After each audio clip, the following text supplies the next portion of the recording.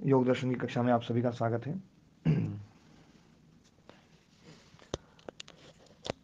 पिछले कुछ दिनों से दृश्य जगत के ऊपर चर्चा चल रही थी कि ये दृश्य जगत जो है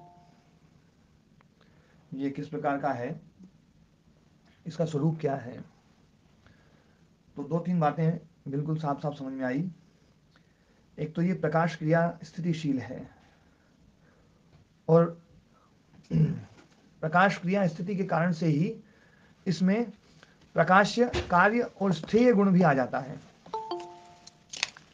प्रकाश के कारण से ही कोई चीज प्रकाश्य होती है, क्रिया के कारण से ही कोई चीज कार्य होती है और स्थिति के कारण से ही कोई चीज स्थेय या धार्य होती है।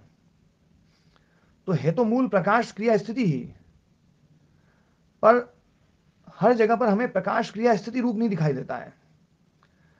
प्रकाश के साथ में प्रकाश भी दिखाई देता है, क्रिया के साथ में कार्य भी दिखाई देता है और स्थिति के साथ में स्थेय भी दिखाई देता है। तो प्रकाश क्रिया स्थितिशील, ये जो बात कही है इसमें वो बात इंक्लूड है, साथ में जुड़ी हुई है। प्रकाश क्रिया स्थिति रूप, प्रकाश्य, कार्य और स्थेय रूप, स्थिति का स्थेय रूप बनेगा।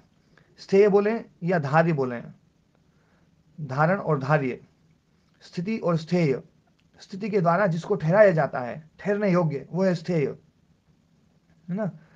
तो ये दृश्य का ये स्वरूप पहला। दूसरा स्वरूप ये भूतात्मक और इंद्रियात्मक है। भूतात्मक जो है वो प्रकाश्य, कार्य और स्थेय रूप है। इसी को अपन व्यवसाय रूप बोल सकते हैं। और प्रकाश क्रिया स्थिति रूप है ये इंद्रियां हैं, इनको हम कार्य रूप बोलते हैं, इनको हम प्रकाश क्रिया स्थिति रूप बोल सकते हैं। फिर तीसरी बात बताई कि ये बिना प्रयोजन के नहीं है, ये सब प्रयोजन वाले हैं। ये जो परिणाम है, ये जो परिणाम है, ये परिणाम सब प्रयोजन है। इनमें कोई भी धर्म, लक्षण, अवस्था परिणाम आता है वो कोई ना कोई प्रयोजन के लिए आता है। बिना प्रयोजन के इसमें परिणाम संभव नहीं है। फिर ये सब बात बोल करके, इतनी सब बात बोल करके भाष्यकार ने, मतलब ये जो तीन बातें हैं ये मुख्य हैं, इनको ध्यान रखना। और उसके बाद में फिर भाष्यकार ने एक बात और बताई है कि जो भोगापर्गार्थ, क्योंकि ये प्रयोजन बताया भोग और अपर्ग, तो भोग और अपर्ग को थोड़ा सा स्पष्ट किया है। क्योंकि जहां पर भी भोग अपर्ग की बात आती है तो वहां भाष्यकार ये जरूर बतलाएंगे कि ये भोग और अपर्ग जो है ये आत्मा के गुण नहीं है, ये आत्मा में वर्तमान नहीं है, आत्माकृत भी नहीं है। न तो आत्माकृत है, न आत्मा में वर्तमान है और न आत्मा के धर्म है। तो पहले भोग और अपर्ग को समझाया कि भोग क्या है। तो बोले भोग है इस दृष्टा और दृश्य का जो स्वरूप का को एक मानना, इसको अविभागापन्नम, अविभागापन्नम मतलब इनको अलग अलग मानना, मिश्रित मानना, है ना। अपृथक भूत ज्ञान, इनका अपृथक भूत ज्ञान या इनका संयोग या इनका संघात, है ना, या इनकी एकात्मता जैसा होना, ये जो है ये है भोग। और पृथक पृथक स्वरूप ये है अपवर्ग, और यही प्रयोजन है। द्वयो अतिरिक्तम अन्य दर्शन नास्ति, दोनों के अलावा अलग दर्शन है ही नहीं। फिर इसके साथ में एक बात और बोल दी कि ये जो तीनों गुण हैं ये ही करता है, ये मिलकर के कार्य करते हैं। कर्तृत्व गुण वास्तव में रजोगुण का है, लेकिन ये बात ऊपर बार बार बोली गई है कि एक गुण जो है जब कार्य करता है प्रधान होकर के, तो बाकी ये दोनों गुण जो है उसका सहयोग करते हैं उसी काम में। तो क्रिया जो है वो है तो रजोगुण की, लेकिन बिना प्रकाश और बिना स्थिति के क्रिया नहीं होगी। प्रकाश भी चाहिए, क्रिया का बोध होता है और क्रिया की स्थिति भी है। बिना प्रकाश के, बिना ज्ञान के और बिना स्थिति के क्रिया नहीं है। इसलिए ये तीनों गुण क्रिया में हेतु हैं। तो तीनों गुण क्रिया में हेतु हैं, ये बात यहां पर बता रहे हैं कि तीनों गुण करता है, तीनों गुण करता है और पुरुष अकर्ता है। लेकिन पुरुष जो है वो तुल्य जातीय स्वरूप, अतुल्य जातीय स्वरूप वाला हमें दिखाई देता है। वृत्ति सारूप अवस्था जो है वो तुल्य जातीय स्वरूप है और स्वरूप अवस्था वो अतुल्य जातीय स्वरूप है, ऐसा वो पुरुष है। और उस पुरुष में जो कि उन तीनों गुणों की क्रिया का साक्षी है, तत्क्रिया साक्षिणी, तत् मतलब तेषाम गुणानाम, है ना, क्रियाया साक्षी भूतः। तो ओम महाराज जी। हाँ ओम जी। महाराज जी, ये अतुल्य जाति और तुल्य जाति को एक बार फिर से बताइएगा। तुल्य जातीय स्वरूप और एक अतुल्य जातीय स्वरूप होता है। तुल्य जातीय स्वरूप वो होता है कि जहां पर अविवेक की अवस्था है। अविवेक में क्या होता है ना, तादात्म्यता होती है। अविवेक की अवस्था में दोनों एक जैसे दिखाई देते हैं, दोनों एक ही जैसे दिखाई देते हैं, जैसे एक ही हों। तो ये हो गया तुल्य जातीय। दोनों तुल्य हो गए, एक जैसे हो गए, दोनों एक जैसे हो गए, मतलब जैसा चित्त वैसी आत्मा। जी महाराज। वृत्ति सारूप्य में तो तुल्यता यही रहेगी ना, जी महाराज। कि जैसी, मतलब जैसा चित्त है, चित्त यदि क्रोधी है तो आत्मा उस समय क्रोधी दिखाई देगी। क्रोध की वृत्ति चल रही है तो वृत्ति सारूप्य में आत्मा भी वृत्ति सारूप्य रहेगा। तो ये हो गया तुल्य जातीय स्वरूप। और अतुल्य जातीय स्वरूप की चित्त अलग है और आत्मा बिल्कुल अलग है। ये हो गया अतुल्य जातीय स्वरूप। जी महाराज। ठीक है ना। तो अतुल्य जातीय स्वरूप योग की अवस्था है, तुल्य जातीय स्वरूप ये भोग की अवस्था है। तो आत्मा पुरुष जो है, पुरुष का दोनों ही स्वरूप यहां पर स्पष्ट किया गया है कि एक जी महाराज। अहंकार युक्त है, एक बिना अहंकार वाला। बिना अहंकार वाला जो है वो पुरुष का जो स्वरूप है, वो स्वरूप अपरिणामी, अप्रतिसंक्रमा, दर्शित विषया, शुद्धा, अनंता, वो दृश्य शक्ति की जो ना वहां पर विशेषण बताए हैं। या फिर वो जो है अनुत्पत्ति धर्मा पुरुष, निष्क्रिय पुरुष, है ना, या चैतन्य स्वरूप, या जो वो प्रतिषिद्ध वस्तु धर्मा पुरुष, या फिर दृष्टि मात्र, ज्ञान मात्र। तो ये, जी महाराज। हाँ, ये जो स्वरूप है ये है अतुल्य जातीय स्वरूप। ये अतुल्य जातीय स्वरूप है। इसमें एक भी गुण इस प्रकृति तीनों गुणों के साथ में नहीं लग सकता, प्रकृति के साथ में नहीं लग सकता, जी महाराज, है ना। हाँ। धन्यवाद। अच्छा, दृक दर्शन शक्ति और एकात्मते अस्मिता जो है, इसमें दृक क्या है और दर्शन क्या है?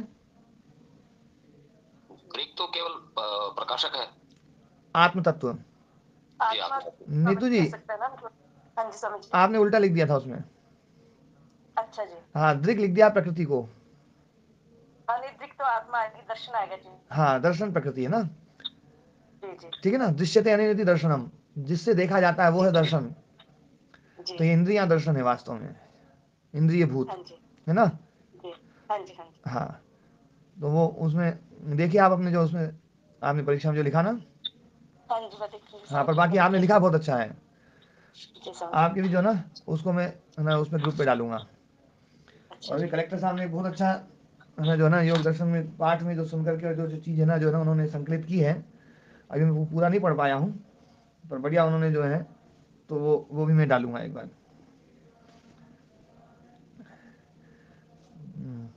तो अपनी चर्चा चल रही थी कि ये तीनों गुण जो करता है और पुरुष जो है वो अकर्ता है, उसको बिल्कुल अकर्ता कहा है।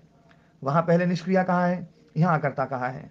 भोग और अपवर्ग बुद्धिकृत है, ये भी बार बार बोले गए हैं। बुद्ध हुए वर्तमान हो, बुद्धि में ही वर्तमान है, बुद्धिकृत है ना।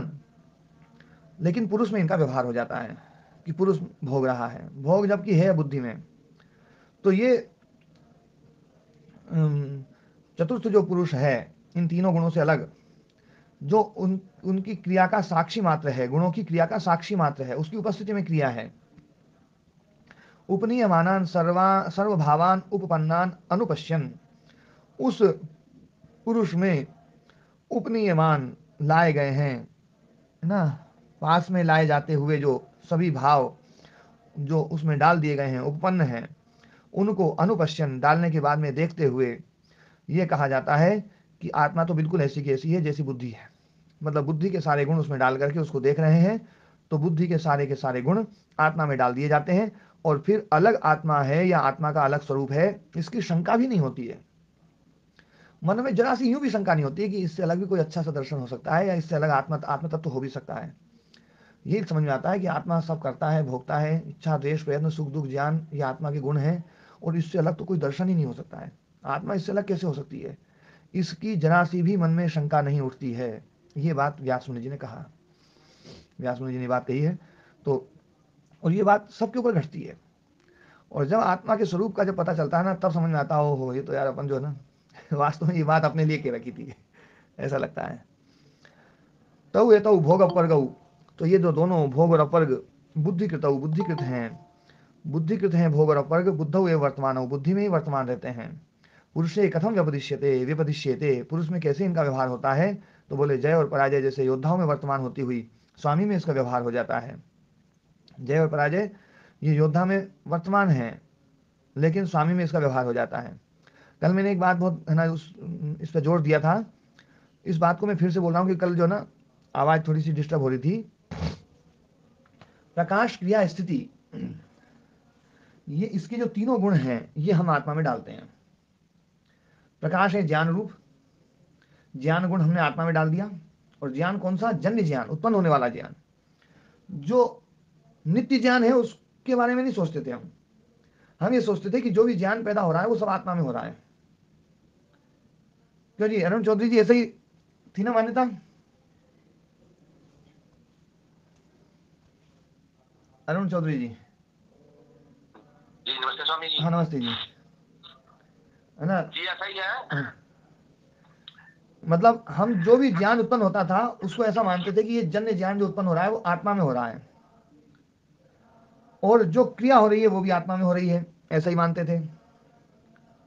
और जो जन्य ज्ञान उत्पन्न हो रहा है तो इसका मतलब है कि ज्ञान उत्पन्न होने से पहले अज्ञान था, तो वो भी आत्मा में ही था, आत्मा में ही अज्ञान था। और ज्ञान उत्पन्न हुआ तो ज्ञान आ गया, उससे पहले अज्ञान था। तो ज्ञान, क्रिया और अज्ञान, तमस मतलब अज्ञान, है ना। सत्वम ज्ञानम तमो ज्ञानम, राग द्वेषौ रजः स्मृतम, राग द्वेष रजः है, राग द्वेष या क्रिया बोलें तो राग द्वेष भी हम जो क्रिया है वो उसको हमने आत्मा मान लिया, अज्ञान को आत्मा मान लिया और ज्ञान को भी आत्मा मान लिया। तो ये जो ना आत्मा में मान लिए थे सारे के सारे गुण, जबकि ये हैं तीनों गुण ये प्रकृति में हैं, ये त्रिगुणात्मक प्रकृति है। अच्छा, इन तीनों को हम आत्मा का गुण मानते थे और साथ में ये भी बोलते थे कि आत्मा त्रिगुण रहित है, त्रिगुणातीत है, त्रिगुणों से रहित है, ये भी बोलते थे। और तीनों के तीनों गुण का स्वभाव जो है ना, हम स्वरूप जो है वो हमने आत्मा में डाल भी रखा था।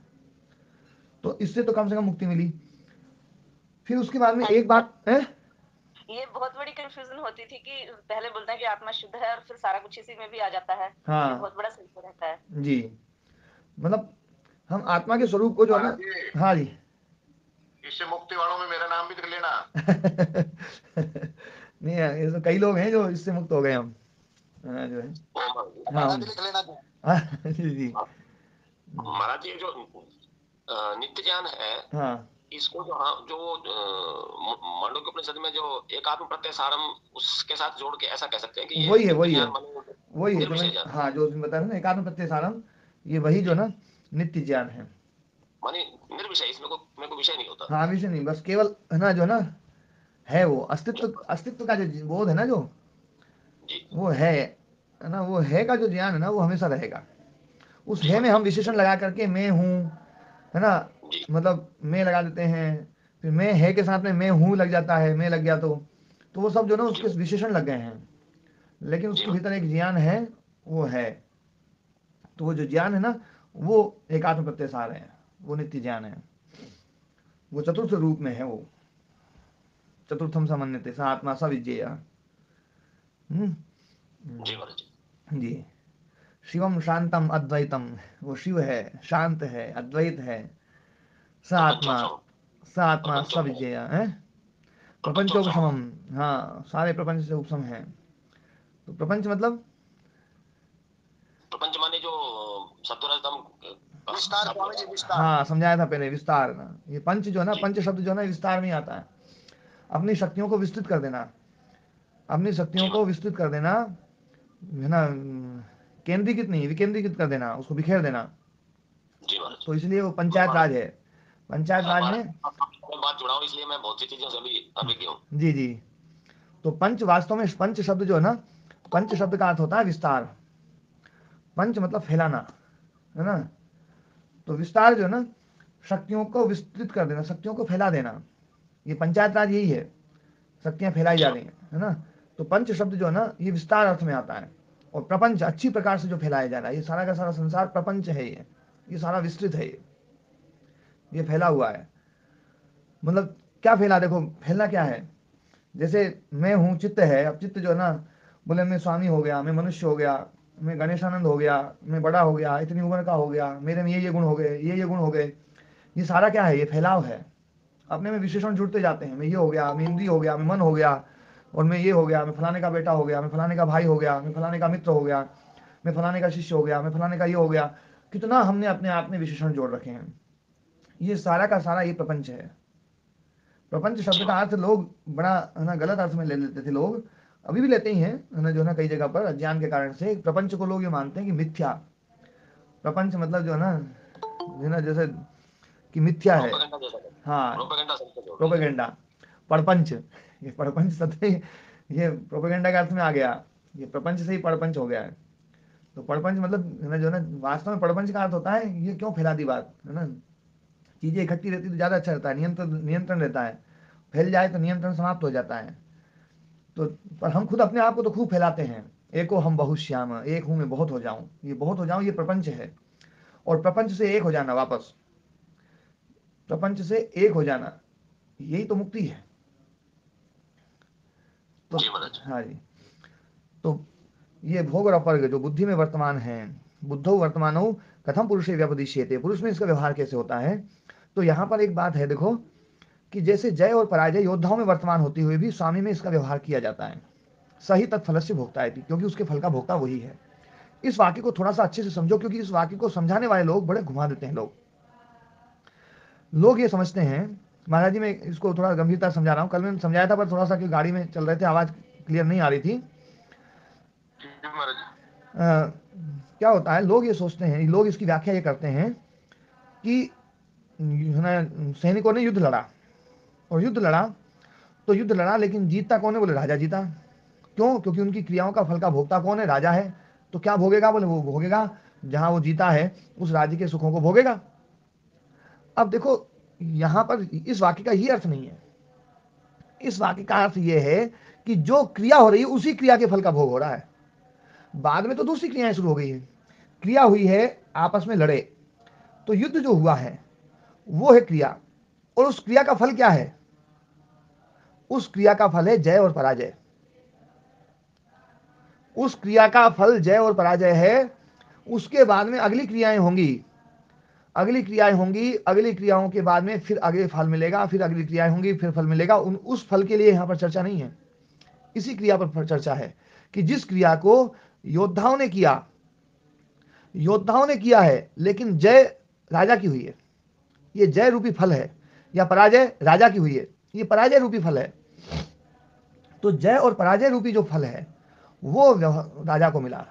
तो राजा वास्तव में वहां पर जो है ना बिल्कुल शांत है, लेकिन चूंकि राजा ने उन सैनिकों में अपना तादात्म्य बना रखा था, तादात्म्य बनाने के कारण से वो सैनिक जीते तो राजा को ऐसा लगा मैं जीत गया, और वो सैनिक हारे तो राजा को ऐसा लगा कि मैं हार गया।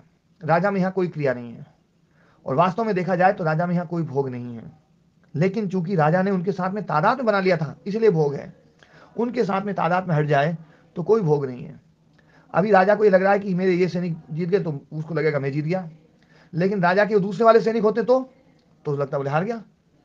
तो सैनिक बदलते ही, तादाद में बदलते ही, क्रिया एक ही हुई है, तादाद में बदलते ही उसका भोग बदल रहा है।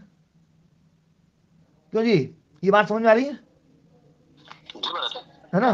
बात समझ में तो आ रही है, पर समझे इसमें प्रश्न ये उठ रहा है ना कि चित्त तो मान रहा है कि अभी तो हम चित्त में ही हैं, आत्मा तो मान नहीं सकती, क्योंकि आत्मा तो शुद्ध रूप है, वो मिल तो नहीं सकती, उसका तादात्म्य भी नहीं हो सकता। चित्त ही तो मान रहा है कि मैं आत्मा ही हूँ जी।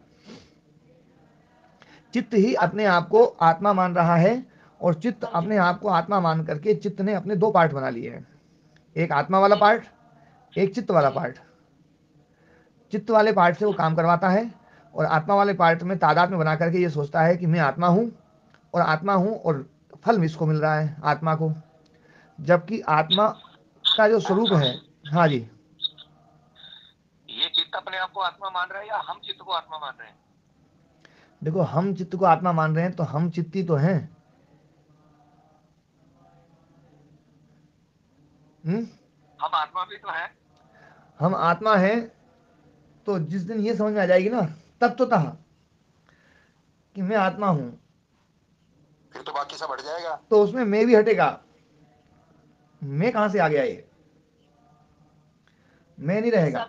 ये मैं जो आ रहा है ये अहम के कारण से आ रहा है, अहंकार के कारण से, ठीक है स्वामी जी, है ना। हाँ जब तक हमें ये समझ नहीं आएगा कि मैं आत्मा ही हूँ तब तक ही ये झंझट रहेगा ना सारा। हाँ, जब तक झंझट रहेगा। और ये जो चीज है ना, देखो, शाब्दिक रूप से हम इसके अच्छे अच्छे वाक्य बना सकते हैं, बढ़िया से बढ़िया वाक्य बना सकते हैं। बोले गुरु जी आप बताओ सर, हम इसमें से मैं हटा के भी दिखाते हैं। आत्मा बिल्कुल आत्मा ही है बस, है ना। मैं हूं भी नहीं, हूं भी, मैं से हूं भी हटा दिया है, आत्मा ही है बस, बिल्कुल, है ना। और स्वरूप समझ में आ गया, बिल्कुल एकदम सही समझ में आ गया। लेकिन थोड़ी देर में व्यवहार करेंगे ना जब, तब समझ में आ जाएगा। चित्त का ही होगा, वो सारा चित्त का ही चलेगा व्यवहार हाँ, तो। जो जो चीजों के साथ में तादाद में बना हुआ है वो चीजें अपने को मैं और मेरी दिखती हैं। मैं और मेरे का विस्तार है बस ये संसार। ये विस्तार है, ये विस्तृत है, इसी को प्रपंच कहा है। विस्तार मतलब प्रपंच, है ना।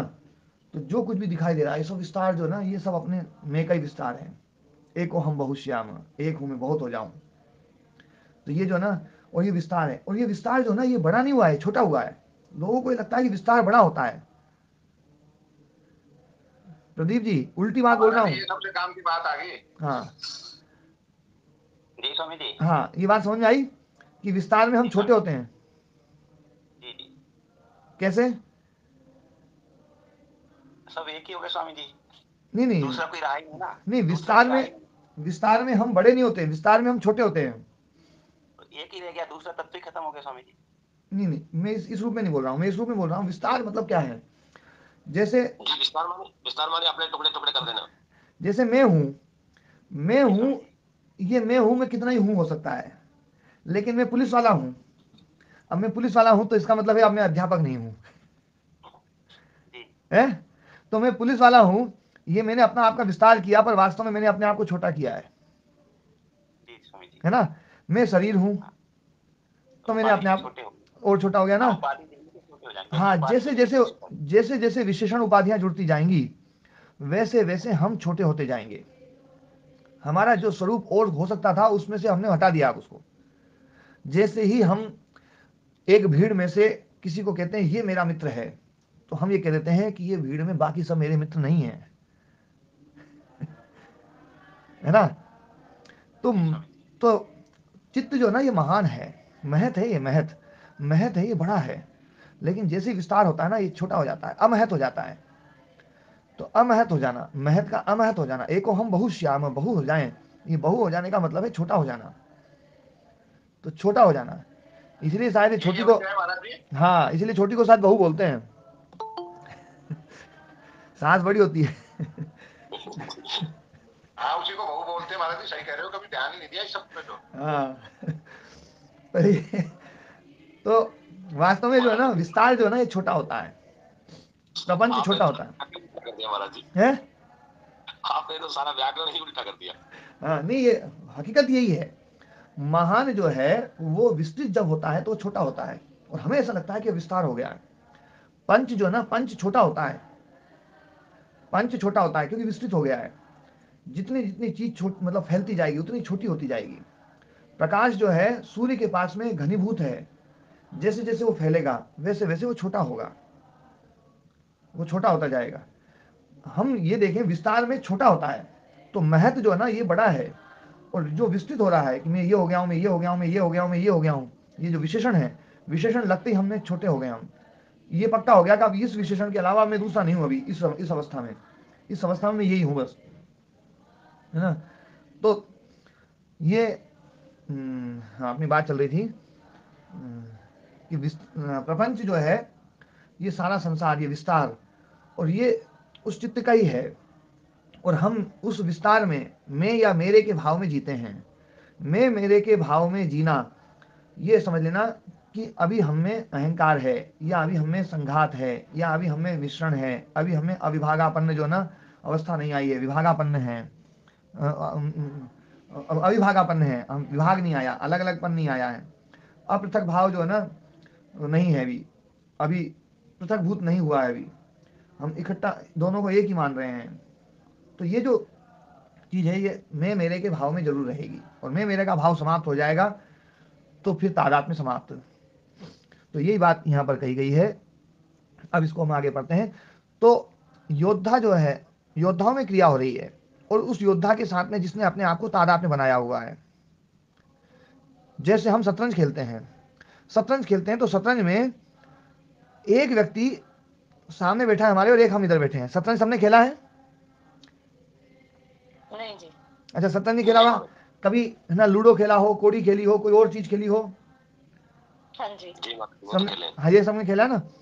तो जैसे लूडो होता है, या मतलब जैसे गांव में खेल होता है, तो गांव में खेल में क्या होता है, दो प्रकार के पत्थर रख लेते हैं। ईंट वाले लाल लाल होते हैं, कोई गिट्टी वाले काले काले रख लिए, किसी ने थोड़े पीले रख लिए, है ना, किसी ने सफेद रख लिए। ऐसा विभाग तो होता है कि नहीं होता है? जी होता है। अच्छा, तो अब उसमें क्या होता है, मान लीजिए सफेद गोटी मेरी और काली गोटी दूसरे की।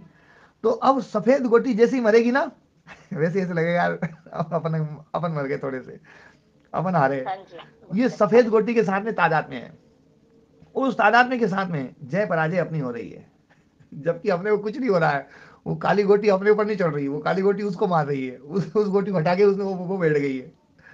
लेकिन अपने को ऐसा लगता है यार इसने तो मेरे को हटा दिया अच्छा, लेकिन जैसे ही मान लो अपन हार रहे हैं, तो कई बार बच्चे खेल खेल में क्या है, हम यूं कर देते हैं कि जैसे जो बच्चा ज्यादा खेलता है ना, अच्छा खेलता है, और एक कमजोर खेलने वाला होता है, तो कई बार जो ना जैसे आधा खेल होता है, और वो जो अच्छा खेलने वाला होता है वो सामने वाले की आधी गोटियां मार देता है। तो हम उसको उठा करके बोले नहीं अब ये तेरी गोटी है, तू इधर बैठ और तू इधर बैठ, ऐसा बिठा देते हैं। होता है या नहीं होता है जी प्रदीप व्यास जी? होता है स्वामी जी, बहुत होता है। और होता है, और जब उधर बिठा देते ना, तो वो जो बालक जो पहले सफेद को अपनी मान रहा था और उसको बचा रहा था, और उससे जो है ना कि मैं इतना इतना अभी जीता हुआ हूँ, उधर जाती है उसकी मानसिकता बदल जाती है कि अभी मेरे पास में अब इतने सही नहीं किए हैं, अभी मैं कमजोर स्थिति में हूँ, पर मुझे उसमें बलवान होना है। तो वहां फिर वो जय पराजय जो है ना वो उसकी शुरू हो जाती है। तो तादात्म्यता के साथ में अब बात यह है कि वास्तव में तादात्म्यता के कारण से व्यक्ति को जय और पराजय का बोध हो रहा है। और तादात्म्यता हटी, मतलब वो जीत रहा था, इधर से उधर बैठा दिया, सफेद गोटी उसकी थी तो जीत रहा था, उसको काली गोटी दे दी तो वो अपने आप को हारना मान रहा है। तो क्या वास्तव में वो हारा था? क्या वास्तव में वो जीता था? नहीं जी, वास्तव में तो कोई हार जीत नहीं थी। जीत उसकी, हार जीत उसकी नहीं है वास्तव में। वास्तव में तो काली गोटियों की है। लेकिन काली गोटी के साथ में तादात्म्य हुआ तो हार गया, सफेद गोटी के साथ में तादात्म्य था तब वो जीत गया। तो तादात्म्यता यहीं पर यही बात है बस। उसके बाद में क्या फल मिलना है उस फल की बात नहीं कर रहे हैं यहाँ पर केवल इस क्रिया के कारण से जय और पराजय जो है, जय और पराजय का फल है। देखो, जय पराजय वा योद्धिषु वर्तमान, जय और पराजय योद्धाओं में वर्तमान है, लेकिन स्वामिनी व्यवदिश्यते, स्वामी में उसका व्यवहार कर दिया जाता है। किस स्वामी में? उस स्वामी में जो स्वामी योद्धा के साथ में तादात्म्य बना हुआ है, उस स्वामी में। ठीक है जी, बिल्कुल स्पष्ट हुई बात, ये वाक्य हाँ जी स्वामी जी। है ना दयाराम जी? जी महाराज, स्पष्ट हाँ बात, धन्यवाद जी। तो जय और पराजय रूपी फल है यहाँ पर। हम ये सोचते हैं कि फल जो है ना, मतलब राज्य मिल गया, धन मिल गया, ये मिल गया, ये फल नहीं है यहाँ पर। ये चर्चा फल की उस चर्चा की नहीं है बात। तो ये जय और पराजय रूपी जो फल है, सही तस फल से भोगता है, उस फल को वही भोग रहा है। वो भोगने लग गया कि भैया मैं जीत गया, उधर बिठा दो तो बोले मैं हार गया। तो ये ना तो जीता है ना हारा है, लेकिन फिर भी हाँ जी। तो फिर ये गोटी चला कौन रहा था? देखो यहाँ पर ये उदाहरण दिया जा रहा है, केवल यहाँ पर इसकी केवल एक बुद्धि उदाहरण दिया जा रहा है। अब आप चलो गोटी चला रहे हैं, मैंने ये उदाहरण दिया, आप क्रिकेट का मैच हुआ है दो थोड़े दिन पहले, है ना, कई सारे गांव के बच्चे मिल जाएंगे आपको जो है अपन कल जीत गए, है ना। जब भारत पाकिस्तान के हॉकी का मैच होता है ना, अभी तो आपने कहा वेद जी आप देखते नहीं हो, उनके सामने तादाद में नहीं है। जिन लोगों का तादाद में होता है ना उनको देखो जरा। हाँ स्वामी जी, विराट कोहली चलाता है, हाँ, आउट हो जाता है तो हृदय में यहाँ झटका लग रहा है। एकदम झटका लगता है। और जैसे ही भारत हारता है बोले यार अपन हार गए जबकि अपन ने कुछ भी नहीं किया, अपन ने बैट भी नहीं चलाया, अपन ने बॉल भी नहीं फेंकी, अपन ने कुछ भी नहीं किया। राजा के उदाहरण से आप बता रहे थे कि राजा के आदेश से सैनिक लड़ रहे थे। नहीं, राजा के आदेश से सैनिक लड़ रहे थे, ये जो उदाहरण है ना केवल एक उदाहरण है। मान लो राजा का आदेश नहीं भी हो और सैनिक आपस में उलझ गए और सैनिक राजा वाले जीत गए, तो भी राजा को लगेगा यार मेरा सैनिक जीत गए, मैं जीत गया। उसको ये लगेगा जहां जहां तादाद में है ना, जहां जहां तादाद में है, उन खिलाड़ियों के साथ में जहां तादाद में है, आप ओलंपिक एक मेडल जीते हैं, उसके साथ में अभिनव गुप्ता के साथ में आपने तादाद में बनाया, तो आपको ऐसा लगा हमने जीते। गुरुजी इंडिया हो गई सैनिक, हाँ, आप वो तो किसी के साथ में भी, किसी के साथ में भी तादाद में बनाएंगे हम, किसी के साथ में भी तादाद में बना लेते हैं। वो तादाद में बनते ही उसके सारे, उस क्रिया के सारे फल जो ना वो अपने को दिखाई देने लगते हैं, वो अपने हैं। अपना तादाद में बन गया गाड़ी के साथ में, गाड़ी में खरोच आई तो ऐसा लगता है अपने को खरोच आ गई है। किसी ने अपनी गाड़ी में लात मारी तो ऐसा लगता है अपने को लात मारी है। इस भाष्य का कोई इस तरह भी तो वो भाष्य कर सकता है, इसका जो आपने किया है वो अलग ढंग से किया है, कोई दूसरा अलग ढंग से कर सकता है कि राजा ही होता है। नहीं, वो अलग ढंग से करे भले ही। यहाँ पर देखो, यहाँ पर भाष्यकार की जो ना जो मनसा है वो आप समझो, भाष्यकार की मनसा ये दिखाने की है कि पुरुष करता नहीं है, बिल्कुल क्रिया नहीं उसमें, अकर्ता, उसको अकर्ता बनाओ। और अकर्ता बनाने के बाद में, जैसे उस व्यक्ति ने गाड़ी को लात मारी है, आप करता नहीं है और आप भोगता भी नहीं है, लात गाड़ी ने खाई है, आपने थोड़ी खाई है। मैंने शंका इसलिए की है कि बात और विस्तार को चली जाए और हाँ, समझ में आ जाए। जी जी, नहीं नहीं, बिल्कुल सही बात है। मतलब व्यक्ति ने लात मारी गाड़ी में, आपको लात नहीं मारी, आपने लात नहीं मारी, उस क्रिया के न तो आप करता थे, न उस क्रिया के आप कर्म थे, लेकिन फिर भी भोगता हो। क्यों भोगता हो? तादात्म्य के कारण से। ठीक है, धन्यवाद। और तादात्म्य हटा लो, बिल्कुल कुछ नहीं होगा। वो कितनी लात मारे पेड़ में, पत्थरों में, इधर उधर खूब लात मारे, कुछ नहीं होगा। और यदि आपने तादात्म्य उस पत्थर के साथ में बना लिया तो भी ऐसे ही दर्द होगा। दर्द इस बात से नहीं होता है कि किसी ने आपकी महंगी चीज में लात मारी है या सस्ती चीज में लात मारी है। राग द्वेष कारण है जिसका बात हाँ, इसके सामने तादाद में जो है ना, जो तादाद में है वो है जो जिसका व्यवहार, मतलब ना तादाद में था, जिसका अविभागापन में जो बात है, अविभागापन्नम भोग, अविभागापन नहीं भोग है। अलग अलग ना मानना, तादाद में मानना। अविभागापन्न मतलब तादाद में, तो तादाद में मानना ही वास्तव में भोग है। तादाद में हटा दो, कोई आपको भोगता बना ही नहीं सकता, जिंदगी में कोई नहीं बना सकता, आपको सुख दुख नहीं दे सकता। ये तो सही है, ठीक और है। जहां भी तादाद में, शरीर के सामने तादाद में है तो शरीर के दुख आपको अपने दुख लगेंगे। ये प्रोसेस बता रहा हूं मैं। आपका मकान टूटेगा, बहुत दर्द होगा, क्योंकि मकान के साथ में तादाद में है। और ऐसे नहीं है कितने मकान टूटते हैं, कोई दुख नहीं होता है, क्योंकि उनके साथ में तादाद में नहीं है। हाँ?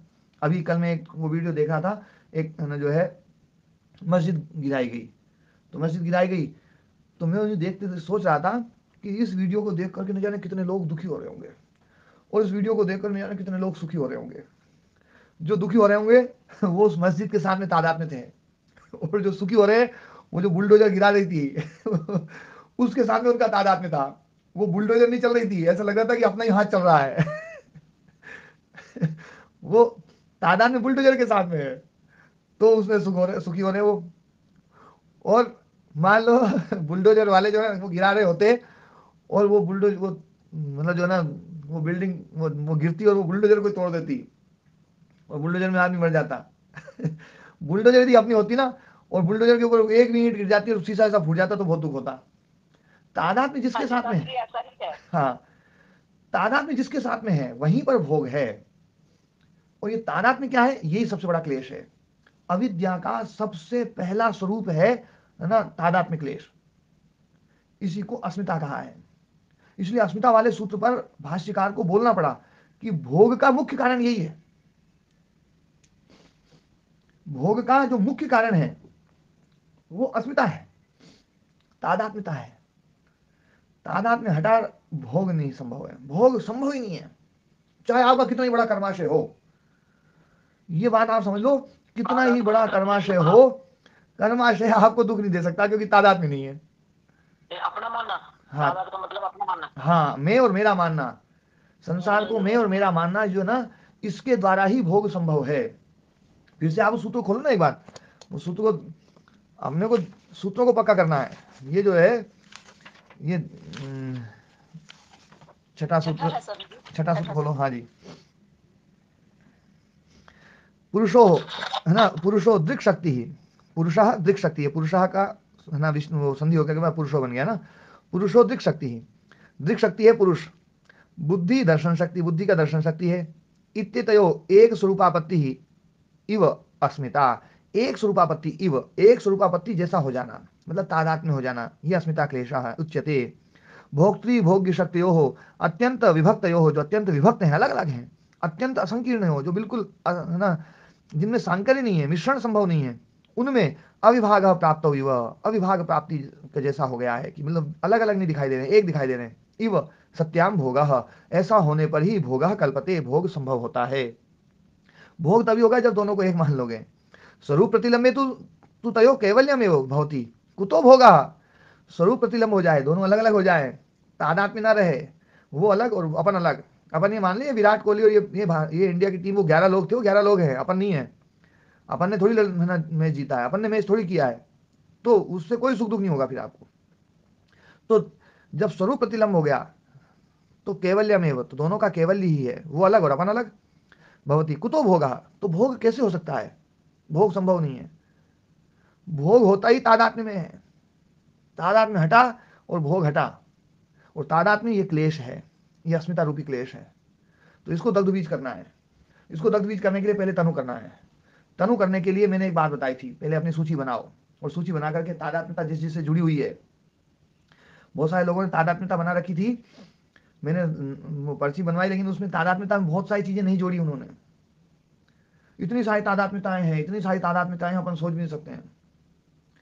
इसराइल वाले बम चलाते हैं ना जब किसी फिलिस्तीनी के ऊपर या मुसलमान के ऊपर, उसमें ऊपर, यहीं से अपने को मजा आता है, अरे मजा ठोका है सही ठोका बोले जो है।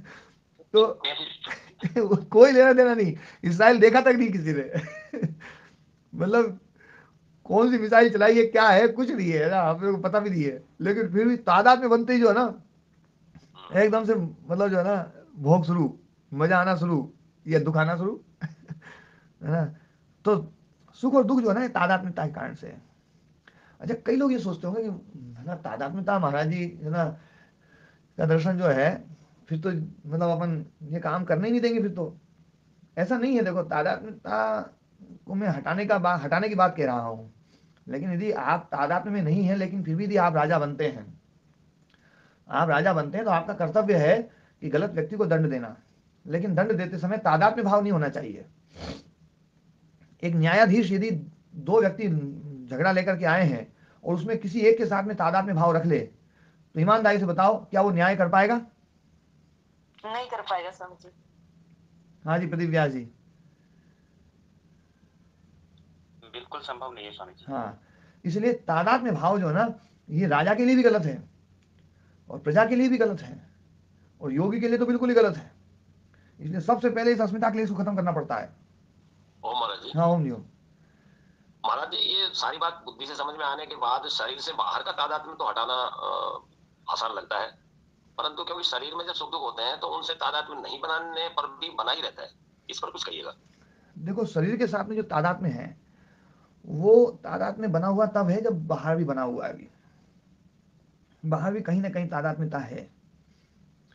तादात्म्य रहित हो जाना बिल्कुल जो है ना, ये तो रोज की साधना है, रोज की क्या हर घंटे की साधना, हर घंटे की क्या हर मिनट की साधना, हर मिनट की क्या हर सेकंड की साधना है। आप समय को जितना छोटे से छोटे उसमें लेते जाओ, उस सब में बस ये देखना पड़ेगा कि यार ये तादात्म्यता आ रही है, ये तादात्म्यता आ रही है, ये तादात्म्यता आ रही है ना। तो तादात्म्यता जो है ना, वो बड़ी खतरनाक है। महाराज जी, जैसे शरीर में कोई कष्ट आदि होता है, हाँ तो बैठता है तो नीचे सोचते हैं, उस दर्द पर ही ध्यान जाता है बारू।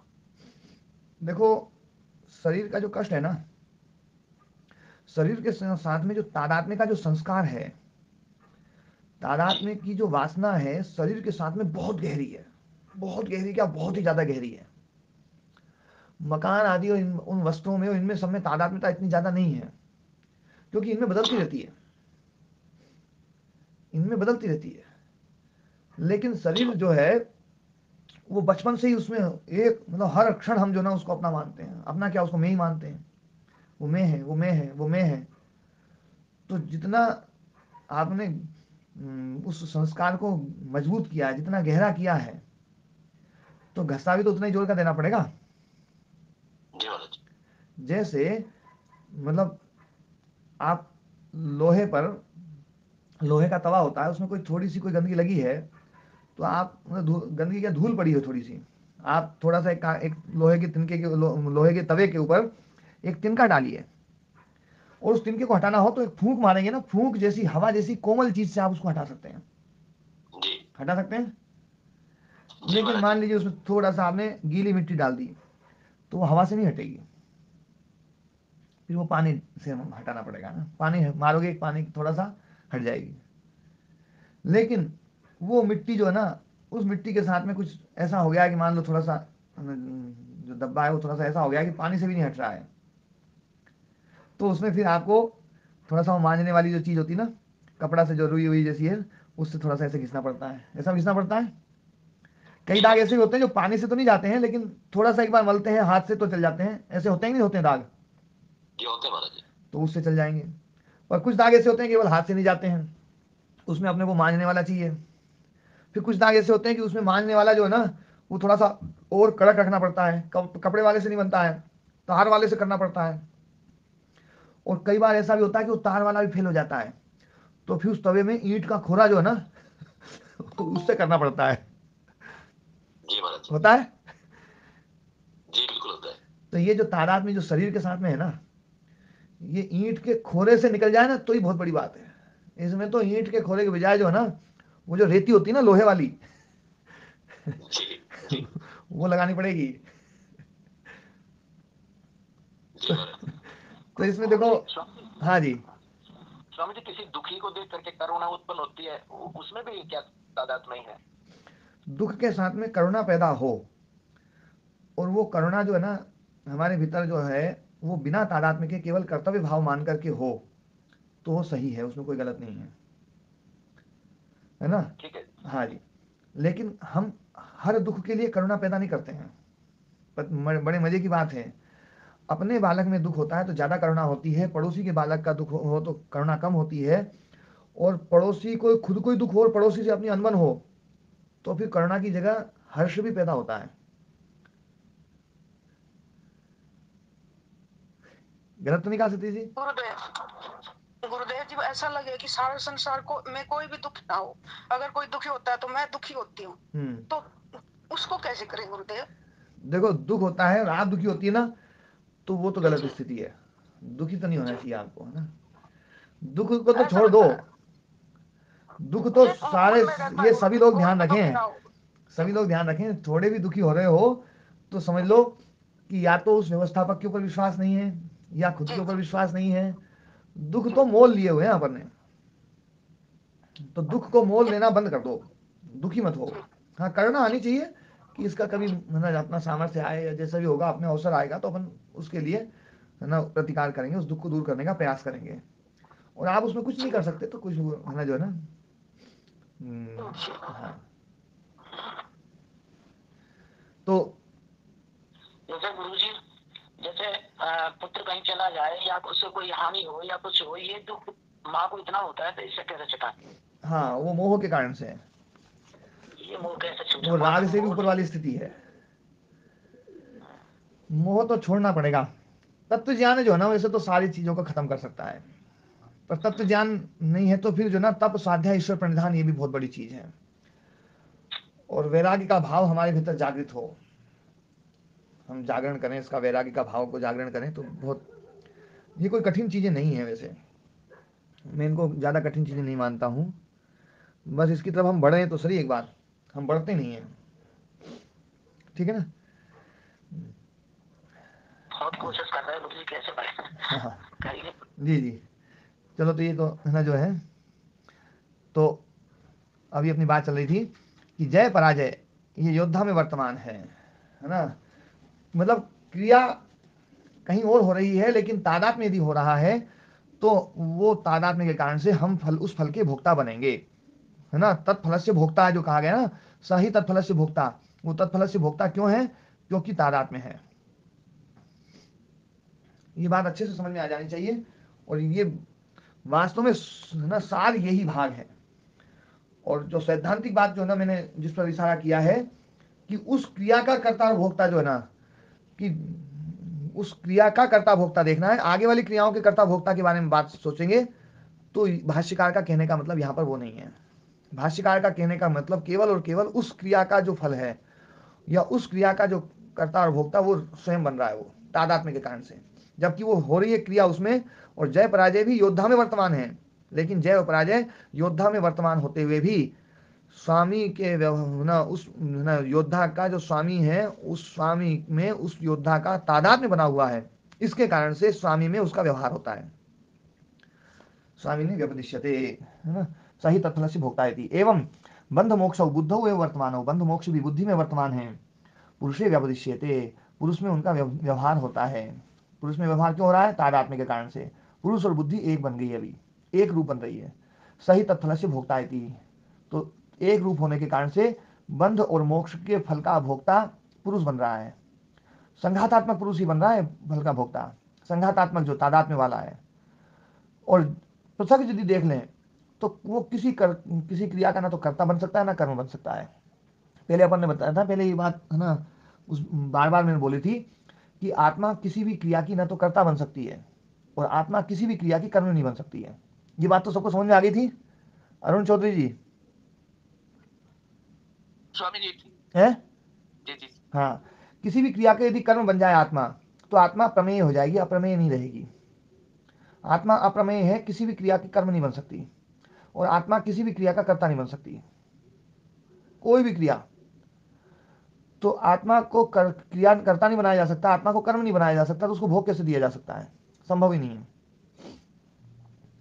तो ये संघातात्मक जो पुरुष है, संघातात्मक जो आत्म तत्व है, उसके बारे में सब चर्चा है। तो बंधु मोक्षो बुद्धौ एव वर्तमानो पुरुषे व्यपदिश्यते सही तत्फलस्य भोक्तायति।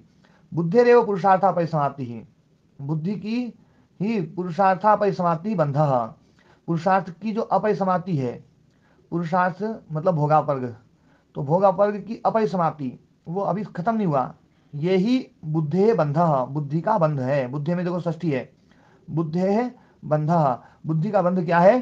पुरुषार्था अपरिसमाप्ति ही, पुरुषार्थ की अपरिसमाप्ति, पुरुषार्थ का परिसमाप्त न होना, अभी समाप्त नहीं हुआ है, अभी चल रहा है।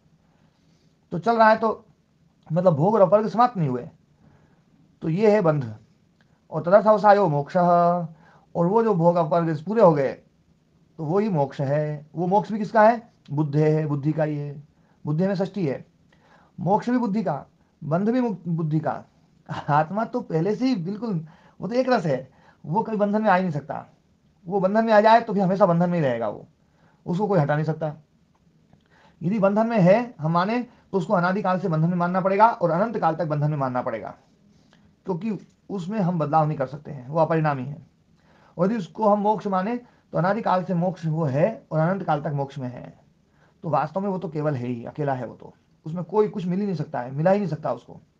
लेकिन है ना, जब तादात्म्य भाव आ जाता है तो तादात्म्य भाव के कारण से ये सारे भोग अपर्ग शुरू होते हैं, पर ये हैं बुद्धि के ही, ध्यान रखना, बुद्धि का ही बंध है, बुद्धि का ही मोक्ष है। इति एतेन, इस कारण से ग्रहण धारण ऊह अपोह तत्व ज्ञान अभिनिवेश बुद्धौ वर्तमाना, ये सारे के सारे गुण बुद्धि में वर्तमान होते हुए पुरुष से अध्यारोपित सद्भाव पुरुष में अध्यारोपित कर दिए जाते हैं, सही तत्फल से भोक्ता है, क्योंकि तादात्म्य वाला जो पुरुष है वही उसके फल का भोक्ता है ना। हाँ जी, महाराज इससे पहले वाक्य में जो ये पद आया है तदर्थावसायो मोक्ष इति, तदर्थावसायो तदर्थ मतलब पुरुषार्थ जी, तदर्थ अवसाया, तदर्थ अवसाया मतलब पुरुषार्थ अवसाय, पुरुषार्थ का अवसाय हो गया है। अवसाय मतलब अवसान, विराम, समाप्ति, जी है ना।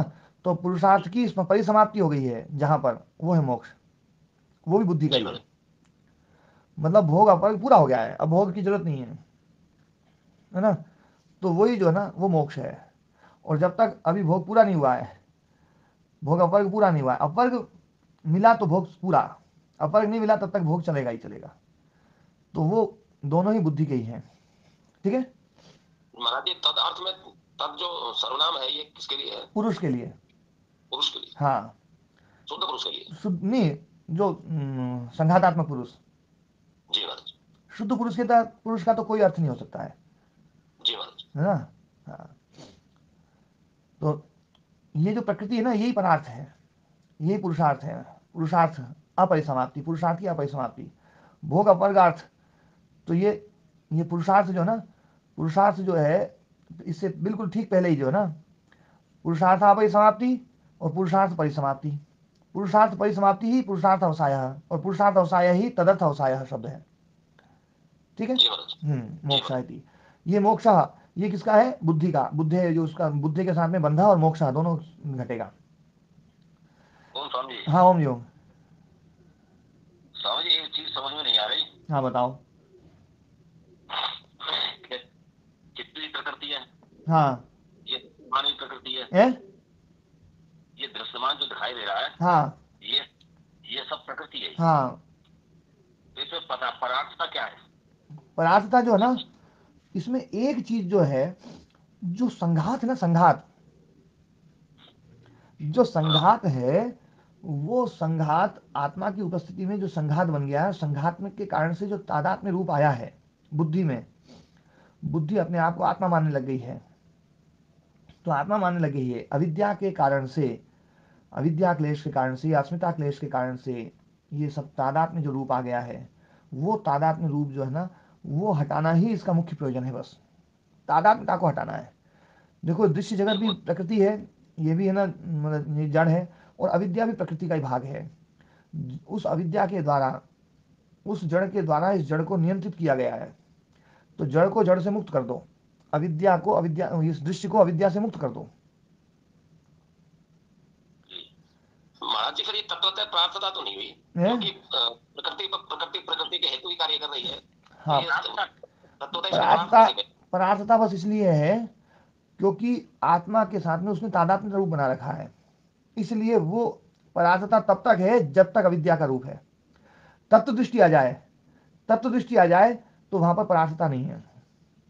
लेकिन जब अविवेक की अवस्था है तो बुद्धि अलग, और बुद्धि का जो संघातात्मक जो स्वरूप है वो अलग है, इसलिए परार्थता है। ठीक है ना? हाँ जी। स्वामी जी, जो अभी आपने कहा कि बुद्धि अलग और संघातात्मक रूप अलग, तो ये थोड़ा समझ में नहीं आया जी। बुद्धि मतलब आत्मा को अलग जान ले, बुद्धि को अलग जान ले, तो संघात तो समाप्त थोड़ी हो जाएगा। देखो बुद्धि अलग और आत्मा अलग, यदि दोनों के अलग अलग रूप का पता चल जाएगा जी, तो संघात है ना खत्म हो जाएगा। लेकिन मैं जो बात, आपने जो प्रश्न पूछा पहले, उसका उत्तर देता हूं कि संघात अलग और बुद्धि अलग कैसे है। अभी तक आप सब लोग जो ना जीवात्मा को अलग मानते ही थे ना जी, और जीव को अलग मानते थे। जीव मतलब बुद्धि, बुद्धि को अलग मानते थे। मुझे समझी ये समझ कम आया था। कल मैंने आदरणीय रामकुमार जी से भी फोन करके पूछा था कि जीव वाला कांसेप्ट मेरी समझ में नहीं आ पा रहा है। अच्छा चलो मैं उसको समझाता हूँ। जीव वास्तव में चित्त को बोलते हैं। जी हाँ जी, ये स्पष्ट जी। जीव जो है ना, ये चित्त का एक धर्म है। जीव बोलते हैं जिसमें प्राण धारण करने की जो शक्ति है ना, वो है जीव। जी, प्राण धारण करने की जो शक्ति है उसको बोला जाता है जीव, और ये चित्त का धर्म है।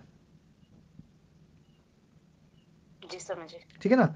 तो चित्त का धर्म है, चित्त ही प्राण को धारण करवाता है। तो चित्त का धर्म होने के कारण से चित्त के साथ अदृष्ट धर्म में इस जीव धर्म को भी रखा गया है। आपने कहा करवाता है, करता है या करवाता है?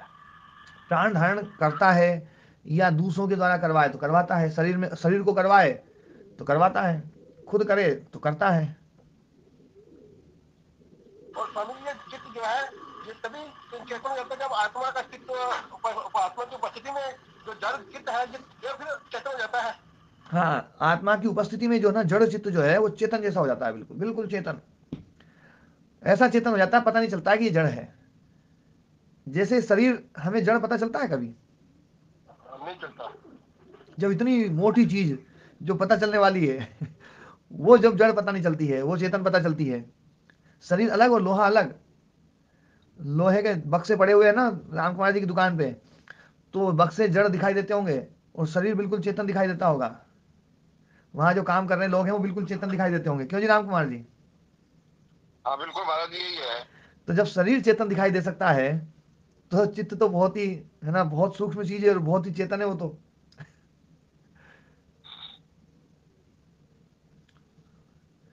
मतलब ठीक है स्वामी। हाँ जी। स्वामी जी, जी होने में और दिखने में फर्क है ना जी? हाँ, होने में और दिखने में फर्क है।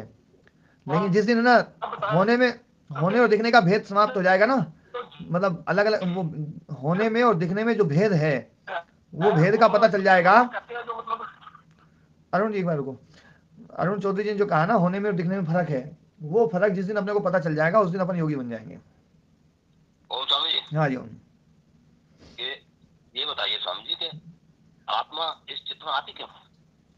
वो आती क्यों है, ये प्रश्न तो इसके अनादित्व को खत्म कर देगा। नहीं। वास्तव में आत्मा तो आती नहीं है, आत्मा ना तो आती है और ना आत्मा जाती है। हाँ आत्मा तो है बस। नहीं वो तो है, वो तो चित्त में से कैसे बन जाता है? और चित्त तो अनादि है। चित्त अनादि है, आत्मा भी अनादि है, इसका संघात कैसे हो जाता है? वो संघात भी अनादि है।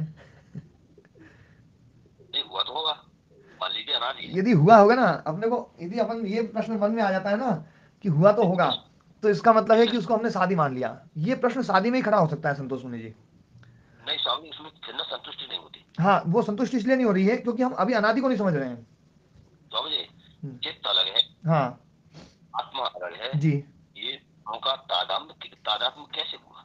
ये कैसे हुआ ना, ये प्रश्न अनादि सप्ताह में नहीं पूछा जा सकता। नहीं आप जो है आप अपने हिसाब से बताइए। हाँ मैं अपने हिसाब से बता रहा हूँ। देखो देखो अविद्या अनादि है, मानते हो आप? जी जी जी। अविद्या को किसी ने पैदा नहीं किया है। हाँ अविद्या को किसी ने पैदा नहीं किया है और अविद्या अनादि है और अविद्या हमेशा से है। अविद्या का कोई आदि नहीं है और उस अविद्या के कारण से यह संघात है। अब अविद्या अनादि है तो संघात अनादि है। स्वामी जी ये यही आके तो बात पकड़ जाती है, हम्म। विद्या का आत्मा पर कैसे प्रभाव पड़ा? ये आत्मा पे प्रभाव नहीं है, आत्मा पे कोई प्रभाव नहीं है अविद्या का। अविद्या का क्या जो भी प्रभाव है ना वो सब चित्त के ऊपर है। और इस संघात में जो हटने वाला है वास्तव में चिपकने वाला वही था। हटेगा कौन, आत्मा हटेगी या चित्त हटेगा? ये बात अच्छी तरह से समझ में नहीं आई। नहीं, जैसा कि हटेगा कौन, चित्त हटेगा या आत्मा हटेगी? और आचार्यों से जैसे बात करते हैं हम्म। आचार्य फिर हमको यही बात पूछते हैं हाँ आत्मा पर अविद्या का कैसे प्रभाव हुआ? हाँ। आत्मा तो संतोष मुनि जी एक बात इसमें समझो, आत्मा के ऊपर अविद्या का कोई प्रभाव नहीं हो सकता है। ये जो भी प्रभाव है वो सब चित्त के ऊपर है। मैं इसे मूलतः समझना चाह रहा हूँ जो कम से कम उन लोगों को भी बता सके। हाँ नहीं, वो दूसरों को बताने के लिए तो समझना ही है, पर पहले अपने भी जिज्ञासा जो है वो शांत होनी चाहिए। अपने भीतर का जो प्रश्न है ना वो खत्म होना चाहिए। चित्त जो है, चित्त जब मुक्ति होती है, अब मोक्ष होता है तो चित्त हटता है, आत्मा नहीं हटती है। आत्मा मान हटेगी तो लिया आत्मा में क्रिया हो जाएगी, ठीक है भोग हट जाता है ये है ना? समझ। तो जब चित्त हट रहा है तो इसका मतलब है लगने वाला भी चित्त ही है। आत्मा के ऊपर अविद्या का कोई प्रभाव नहीं है। जो भी प्रभाव है वो सारा का सारा चित्त के ऊपर है। तो चित्त के ऊपर प्रभाव अविद्या का हुआ। अविद्या का प्रभाव है और वो अनादि प्रभाव है। ऐसा नहीं है कि उसको हम कभी ऐसा माने। एक बार भी मन में यदि ये प्रश्न आ जाएगा कि शुरुआत में ऐसे हुआ अविद्या के कारण से, तो शुरुआत में हुआ तो इसका मतलब है आपने आदि मान लिया। आदि मान लिया तो ये चीज समझ में नहीं आएगी। क्या किया जाए? इसको अनादि ही मानना पड़ेगा। अनादि का स्वामी जी मतलब है, अनादि का मतलब है कि इसका कोई कारण नहीं है। जैसे परमात्मा का कोई कारण नहीं है इसलिए उसको हम अनादि मानते हैं, अच्छा जी है ना? अब कोई यूं कहे, आपसे पूछे कि परमात्मा शुरू में कैसे पैदा हुआ होगा, तो आप क्या कहोगे? भाई वो अनादि है उसका हाँ, शुरू और अंत है ही। शुरू है ही नहीं, यही बात बोलोगे कि उसका शुरू नहीं है। ऐसे ही इस अविद्या का शुरू नहीं है कोई। स्वामी जी हाँ जी। वो तो ये है, ये सुसंस्कृत भाषा है, ये कहने की कि पता नहीं है। नहीं तो प्रदीप अनादि जी का ऐसी बात मतलब नहीं है, विद्या क्या है वो पता ही नहीं स्वामी जी। ऐसी बात नहीं है। यदि देखो क्या है, यदि हम इसका चलो अपने को पता नहीं है पर अपन इसका आदि मान शास्त्र की लें। बात कर रहा हूं स्वामी जी, आपकी व्यक्तिगत बात नहीं कर रहा स्वामी हाँ जी, हाँ नहीं, शास्त्र की वेदों की बात कर रहा हूँ। जी जी, अभी आंसर नहीं है उनके पास। हाँ हाँ। हम जो है ना जी स्वामी। इसको जैसे ही शादी मानते हैं तो वैसे ही बहुत सारे प्रश्न खड़े हो जाएंगे और उन प्रश्नों का समाधान नहीं हो सकता है। स्वामी इसलिए ऐसे इन तत्वों को हमें अनादि मानना ही पड़ता है। शास्त्रकार इनको अनादि मानते हैं। ऐसे बोल देते हैं ना स्वामी जी हम्म कि संयोग जो है अविद्या के कारण से हम्म ऐसे बोलते हैं, हम्म। तो यही थोड़ा सा चक्कर हो जाता है। हाँ तो अविद्या अनादि है। नहीं, अविद्या को मरा दी हम्म। मरा दी हाँ जी। स्वामी मरा दी है वो तो खैर मान लिया हमने। हाँ अरे विद्या के कारण, अविद्या के कारण बताने में ये तात्पर्य होता है कि इसको हटाना है तो अविद्या हटेगी तो ही हटेगा। हम्म हटाने के लिए जोड़ने की हो रही है। हम्म। हटाने के उद्देश्य से ये कहा जा रहा है। देखो क्या है आर्य संतोष मुनि जी, अविद्या, संयोग, क्लेश, कर्म, विपाक, आशय, संस्कार, ये सब की सब चीज अनादि है। ये सदा से ऐसी कैसी है, इसका कोई शुरुआत नहीं है इसकी। नहीं, बताने में जो अविद्या कारण जो आ जाता है, हाँ, अविद्या कारण जब है ना, ये बताते हैं कि इन सब में एक चीज ऐसी बताओ जिसके हटने पर सब हट जाए। ऐसी कोई चीज है तो कौन सी है वो? अविद्या है। इसलिए इसको कारण बता दिया है कि एक चीज के हटने पर सब हट जाए, उस चीज को पकड़ लो। तो इसका मतलब है वो सबकी माँ होगी। अविद्या तो क्लेशों की जननी है। हाँ, क्लेशों की जननी है सबकी वो है ना। तो जननी इसलिए बोलते हैं क्योंकि उसके हटने पर ही सब हट जाते हैं, इसलिए उसको जननी कहा है। पर ये सब अनादि है। अनादि है तो ऐसा नहीं है कि अविद्या ने संयोग पैदा किया है। संयोग अनादि है, अविद्या अनादि है, सारे क्लेश अनादि हैं। पर इन सब में एक चीज को हटाने पर सब चीज हट सकती है, वो अविद्या है। हम ये देखते हैं हमारे पास में ना, मतलब 5 चोर आए और अपन ही देख रहे हैं कि 5 अलग अलग जगह पर हैं, पर उसमें से यूं देखते हैं कि किसको भगाया जाए तो सब भाग जाएंगे, क्योंकि अपन एक को भगा सकते हैं अभी जल्दी से। तो एक को भगा सकते हैं तो किसको भगाया जाए, तो अपन जब ये पता चल जाता है इसको भगाने से सब भाग जाएंगे, तो अपना पूरा जोर पहले उस पर रहेगा। रहेगा कि नहीं रहेगा? है ना? ऐसे ही इन सब में अविद्या के हटने पर ये सब हट जाएंगे, ये बिल्कुल पक्का समझ में आ जाना चाहिए। तो इसलिए संसार को मोक्ष है अविद्या। हाँ, ये संसार अविद्याकृत है। इस संसार को हमने अविद्याकृत ना मान करके दूसरा कृत मान लिया था, इसलिए गड़बड़ हो गई थी। ये संसार अविद्याकृत है ना? हाँ जी स्वामी जी, जी। स्वामी जी उन्होंने तो संघात की बात की थी कि वो जुड़ते कैसे हैं। हाँ, तो जुड़ते कैसे हैं, तो वो समझ आ जाती है, जैसे जुड़ते कैसे हैं, ये बात का मतलब है कि जुड़ने का आदि ढूंढ लिया आपने, तभी तो प्रश्न आएगा कि जुड़ते कैसे हैं। नहीं, दूर करने का तो समझ आ जाता है। नहीं नहीं, जुड़ते कैसे हैं तो इसका मतलब है कि अरुण जी, की बात नहीं समझ आती। नहीं, जुड़ते कैसे का इसका मतलब है कि आपके मन में ये स्थिति पैदा बना ली आपने कि पहले अलग अलग थे फिर जुड़े कैसे, तभी तो प्रश्न उठेगा ना। जीव और आत्मा जैसे है, जीव नहीं नहीं, एक बात सुनो, अलग अलग है ना जी। आपके मन में ये प्रश्न आया कि जुड़ते कैसे हैं, तो इसका मतलब है कि एक अवस्था आपने ऐसी बना ली है जिसमें वो अलग अलग थे। वो तो थे जैसे जीव, तो अलग अलग थे, तो इसका मतलब है आपने उसका अनादित्व खत्म कर दिया। ये हमेशा से जुड़े हुए हैं, ये जीवात्मा जुड़ा ही हुआ है, हमेशा से जुड़ा हुआ है। चित्त और आत्मा का जो संघात है ना, ये संघात अनादि है। फिर आत्मा कोई अलग चीज नहीं हुई, वो जीवात्मा होगी। हाँ देखो, नहीं, आत्मा उस जो संघात है ना, उस संघात में आपने बताया था कि आत्मा अलग है, जीव अलग है, जब उनका संघात होता है तो जीवात्मा कहलाते हैं। देखो ये तो बात बताने की है, कहने की है, लेकिन मैं ये भी बोलता हूं कि ये जो संघात है ना, ये संघात ही अनादि है। ये संघात कभी मिला है। स्वामी जी, हाँ, कि मतलब जीव अलग नहीं है, आत्मा अलग नहीं है, दोनों इकट्ठे हैं, जीव आत्मा ही है। दोनों इकट्ठे जो है ना, इकट्ठे जैसे हैं, इकट्ठे नहीं है, इकट्ठे जैसे हैं, पर ये सदा से हैं, इनको अलग किया जा सकता है। स्वामी जी, जैसा होना और होने में फर्क है। हाँ, तो जैसा ही है ये, जैसा होना और होने में फर्क है। ये है नहीं, एक नहीं है, ये अलग अलग ही है। अलग अलग है तो फिर संघात कैसे होता है? संघात जैसे हो जाते ना, मतलब दो चीजें एक साथ शुरू से अनादिकाल से इनका संघात है। संघात है मतलब दोनों एक जैसी दिख रही हैं शुरू से ही। वही तो मैं कह रहा हूँ, एक जैसा दिखना और एक जैसा होना और एक होना में फर्क है। एक जैसा होना और एक होने में फर्क है, तो ये एक तो नहीं है कभी भी। ये तो बिल्कुल अरुण जी, यही अविद्या हमारी जो हटानी है ना। हाँ, ये जो एक तो एक यदि है। अब आप हमें ये बताएं स्वामी जी, बस इतना सा, कि चित्त और आत्मा एक ही है, इकट्ठे संघात शुरू से है, या जीव अलग है, आत्मा अलग है?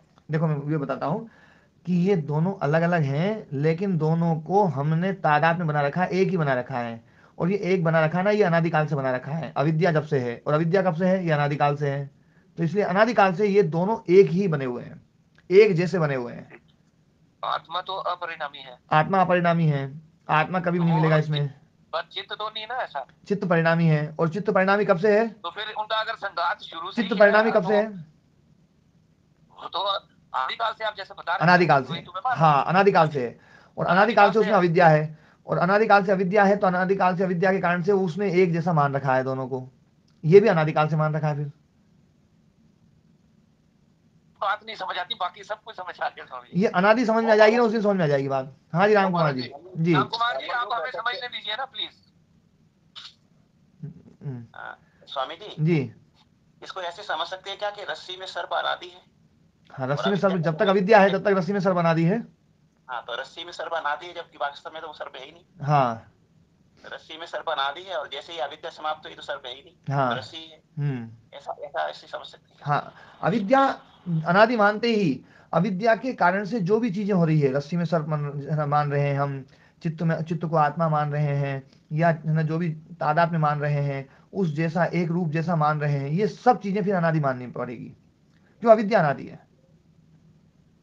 रस्सी है ना, रस्सी अविद्या अनादि, तो रस्सी में सर्प अनादि, चित्त में पुरुष में, चित्त को पुरुष मानना अनादि, या पुरुष को चित्त मानना अनादि, दोनों को एक जैसा मानना ही अनादिकाल से है, क्योंकि अविद्या अनादि है। रस्सी में सर्प अनादि है, वैसे ही चित्त में ये आत्मा अनादि है। हाँ जी। हाँ, वास्तव में है नहीं, ये पृथक पृथक ही हैं, जैसे ये सदा से अविद्या का पृथक और नाश सदा पृथक रहेंगे। जैसे अविद्या का नाश हुआ वो तो अविद्या हो गई ना। हाँ। सर्प में रस्सी में सर्प है तो वो तो अविद्या के कारण से है, अविद्या के कारण से है। लेकिन यहाँ पर वो चीज नहीं ना आती है स्वामी जी। मैं ये देखो समझना चाहता हूँ, क्या है, बहस नहीं करना। आप अपन जो है ना, नहीं बहस की तो बात नहीं, आप है ना बहस भी करेंगे तो भी मुझे दिक्कत नहीं है अरुण जी, आत्मा- आपसे मैं कभी आत्मा परेशान नहीं होता अपरिणामी हूँ। है। आप एक बात समझे, नहीं, नहीं, मुझे है ना, मैं तो एक तभी बात तो पूछ समझिए, लिया स्वामी जी। एक बात समझिए, आज की स्थिति अपन समझते हैं, इसको अभी अनादि से छोड़ो। आज जो है आज हम की स्थिति समझ आ गई, वो अविद्या को तो समझ आ गया। हम संसार में लोगों को देखते हैं कि अविद्या के कारण से तादाद में भाव बना हुआ है। स्वामी जी बना हुआ है, मेरा अपना भी बना हुआ है, तो मैं किसी को क्या हाँ, कहूं? तो अपन मतलब जो है ना, मैंने आपका इसलिए नहीं बोला कि मन की कहीं आप ही बोल दो, नहीं मैं तो अपने आप को अलग मानता हूँ जी, तो मन की नहीं नहीं आप स्वामी जी, जैसे अभी माता जी बोल रहे थे तो मैं आपका बीच में कुछ पार्ट मेरे को समझ में ही नहीं आया, क्योंकि मैं उसमें सोचने लगा। उस माता जी ने भी बोला ना हाँ कि हम संसार में दुख को देखते हैं हाँ तो दुखी हो जाते हैं। हाँ तो मैं अपने बारे में सोच रहा था कि ये माता जी मेरी तरह ही लगती है, जब मैं किसी को दुखी देखता हूँ तो बस दुखी हो जाता हूँ। तो उसमें कोई 1-2 मिनट का आपका जो प्रवचन था वो मैं सुन ही नहीं पाया, समझ नहीं आया। उस समय मैंने एक बात बोली थी, उस समय एक बात बोली थी अरुण जी, कि हम दूसरों के दुख को देख करके दुखी होते हैं, पर ये हर जगह नहीं होता है। जैसे आप भी है ना, वो सुना था मैंने कि हाँ, पड़ोसी से हमारी नहीं बनती है तो हम उसके दुख सुनकर हर्ष होता है। हाँ, तो इसका मतलब है ये जो दुख है ना, ये कर्तव्य भाव वाला दुख नहीं है, और हम हमारे भीतर दुख के कारण से करुणा नहीं है, हमारे भीतर तादात्म्यता के कारण से है। अधिक जो चीजें है ना वो करुणा आ जाती है, अधिक चीजों हाँ, को देख के आती तो है। वो तादात्म्यता के कारण से है, वो राग के कारण से है। तो राग के कारण से करुणा ना हो, मैंने उस सूत्र पर विशेष रूप से इस बात पे जोर दिया था कि आपके भीतर करुणा दुख के कारण से आनी चाहिए, फिर वो कोई भी हो, करुणा आपके भीतर आनी चाहिए जी। वो तो ऐसे होता ही है स्वामी जी। हाँ जी। तो अभी अपनी जो चर्चा चल रही थी कि देखो तादात्म्यता आज हमें दिखाई दे रही है, तो तादात्म्यता जो दिखाई दे रही है वो अविद्या के कारण से है, और अविद्या अनादि है, तो ये तादात्म्यता भी अनादि है। इस तादात्म्यता के बारे में जैसे ही हम प्रश्न खड़ा करेंगे कि तादात्म्यता शुरू में कैसे हुई, तो प्रश्न उसका उत्तर हमें यह भी देना पड़ेगा कि शुरू में अविद्या कैसे हुई। यदि शुरू में अविद्या कैसे हुई इसका उत्तर नहीं है, तो शुरू में तादात्म्यता कैसे हुई इसका भी उत्तर नहीं पूछना चाहिए। ठीक है ना? हाँ जी जी, ठीक है। इसमें और मतलब इसमें ना, जैसे ही आप इसका आदि सोचेंगे, इसका आदि सोचेंगे, तो आदि सोचते ही इसका कोई उत्तर नहीं दे सकता। देखिए आपको पहले आदि हटाना पड़ेगा कि अनादि है, अविद्या अनादि है, अविद्या के कारण से तादात्म्य जो ना, तो तादात्म्य अनादि। चिंतन करेंगे, चिंतन हाँ हो जाता है। हाँ, चिंतन इसमें करना पड़ेगा और ना जी। फिर दोबारा प्रश्न पूछना पड़ेगा। जी जी।